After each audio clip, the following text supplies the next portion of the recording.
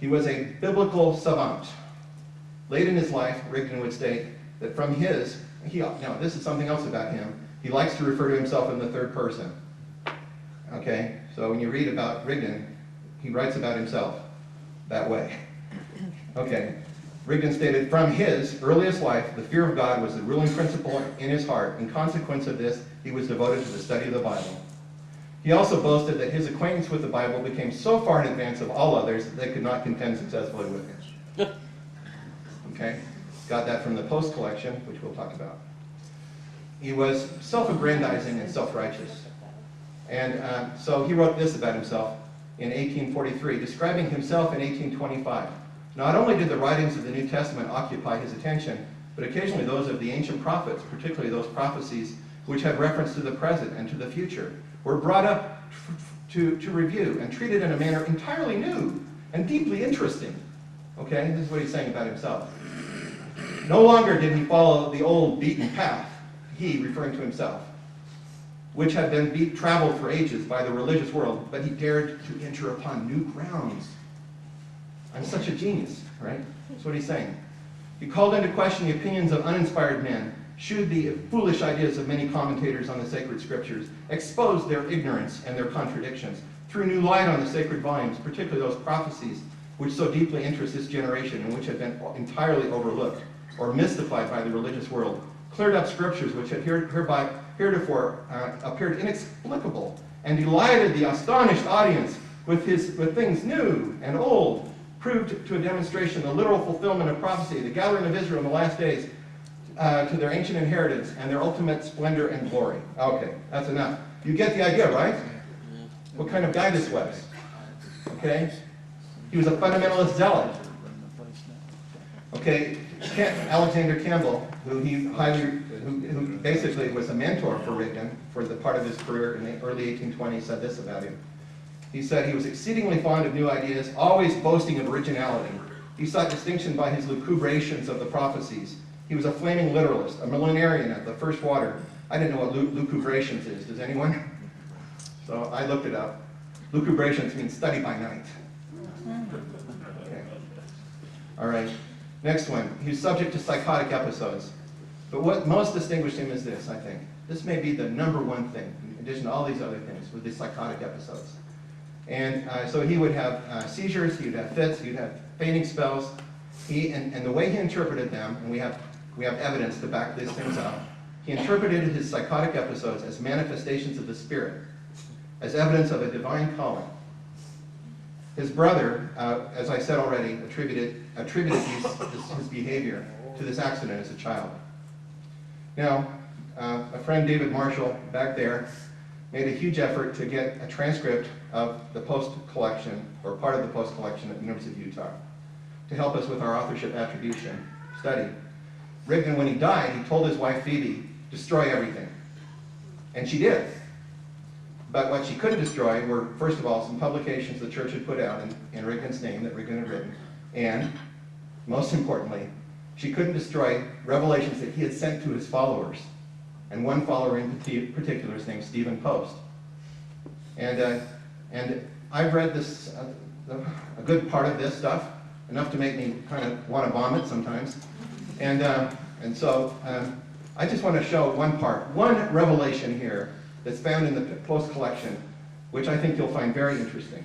Okay, it's section 86. It's organized in sections. Remind you of anything? Yeah. And I think David calls it Doctrine and Covenants Part 2. Okay, and this one, section 86, is about the ministering of Phineas, the angel high priest, to his son and descendant. And notice this style here. Behold, I am Phineas, the son of Eleazar, who was the son of Aaron, and according to the law and power of the holy priesthood, which priesthood has power as ministering angels, when they maintain their priesthood in the flesh during all their fleshly existence in purity, I, Phineas, being of the high priesthood, and having been adjudged by the courts, it goes on, I can't finish it. Okay, he's channeling a dead prophet, is what he's claiming to do here. He's channeling a dead prophet, writing for him. Okay, this is Sidney's brain. If you're wondering, I told Sandra, my wife, that I was going to show Sidney's brain, and she's like, how? She kind of grossed out at first. But no, that's going to be, you're so great. And what does Sidney say? Why, yes, I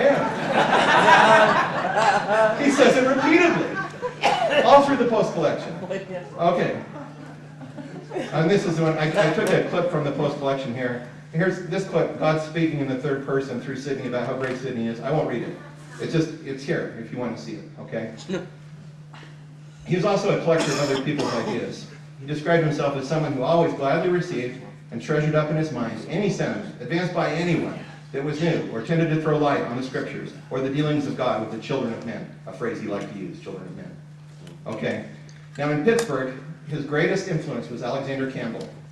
He was the leader of the Christian Reformation. And Campbell's theology had a big effect on Rigdon. Okay? And this is some of what he adopted, what Rigdon adopted. Campbell believed in rejection of infant baptism and rejection of original sin. He believed in baptism by immersion for the remission of sins. He believed in the great apostasy. He believed in the need for a restoration of the ancient order of things. He believed in a restoration of Israel and the conversion of the Jews. The imminent millennial reign of Christ. Spiritual rebirth comes from hearing God's word. He believed in sacrament meetings. He believed in self-supporting missionaries. He believed in elders and set apart by the laying on of hands. Okay? He believed in speaking as if commissioned by Jesus Christ. Okay? But, now I was going to ask, how many of you have ever heard those doctrines, by the way? Think about that. And where did you hear about them from? Okay? Now, unlike Campbell, Rigdon believed that a legitimate restoration would include more things. Gifts of the Spirit and miracles, like healings and speaking in tongues. He believed that, and it makes sense he would believe that, right? It makes sense. Now you know something about him. You know why he would believe that. Okay? He believed authority was received from divine revelation, not from the readings, not from the scriptures. It was from divine. That's how you got authority.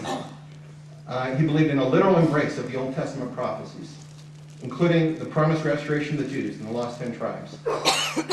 He believed in common property, all things common. Now, Rigdon was dirt poor. Alexander Campbell had inherited wealth. Okay? So you can imagine why Rigdon would like all things in common and why Campbell would not. Okay? This is just more evidence that he really believed in these acts of, basically these spiritual gifts. I'm going to skip it now. So then finally, you can imagine this conflict between Rigdon and Campbell growing. And this is, I'm going to offer a little bit of my own speculation now. That there's a tipping point here, where, and the tipping point might well have been Campbell's decision in 1825 to create a revised translation of the New Testament. And he promises that he's going to bring about a restoration of the ancient order of things. And you can just imagine Rigdon's reaction to that. You know, oh no, you aren't. Okay? To Rigdon, it would have been unthinkable that any restoration could occur without spiritual gifts, without miracles, without divine authority, without all things in common. How could that be? Even worse was Campbell's omission of the Old Testament, his failure to acknowledge the Old Testament prophecies. He totally neglected the prophets, and Rigdon could hear them. Campbell had to be stopped. So he goes into the wilderness. And in early 1826, Rigdon moves with his family to a log cabin in Bainbridge, Ohio. And there he begins to modify a manuscript found. Previously, he'd shown the Spalding manuscript to visitors. Actually, we have some evidence of that. That he was free in showing the Spalding manuscript to people. But no longer. Now it was going to be a precious and secret resource. And on September 9th of 1880, the New Northwest published a fascinating account of events in the Rigdon cabin in 1826. This is an account that's summarized in a letter to the editor from Mr. O.P. Henry, and I hope you won't mind if I read one more long thing. We are in receipt of a letter from Mr. O.P. Henry, an Astoria subscriber, who says, in reference to an article in the Oregonian of recent date concerning the origin of the Mormon Bible, that his mother, who is yet alive, lived in the family of Sidney Rigdon for several years prior to her marriage in 1827, that there was in the family what is now called a writing medium, also several others in adjacent places, and the Mormon Bible was written by 2 or 3 different persons by an automatic power which they believed was inspiration direct from God. The same as produced the original Jewish Bible and Christian New Testament. Mr. Henry believes that Sidney Rigdon furnished Joseph Smith with these manuscripts and that the story of the hieroglyphics was a fabrication to make the credulous take hold of the mystery that Rigdon, having learned beyond a doubt that the so-called dead could communicate to the living, considered himself duly authorized by Jehovah to found a new church under a divine guidance similar to that of Confucius, Moses, Jesus, Mohammed, Swedenborg, Calvin, Luther, or Wesley, all of whom believed in and taught the ministration of spirits.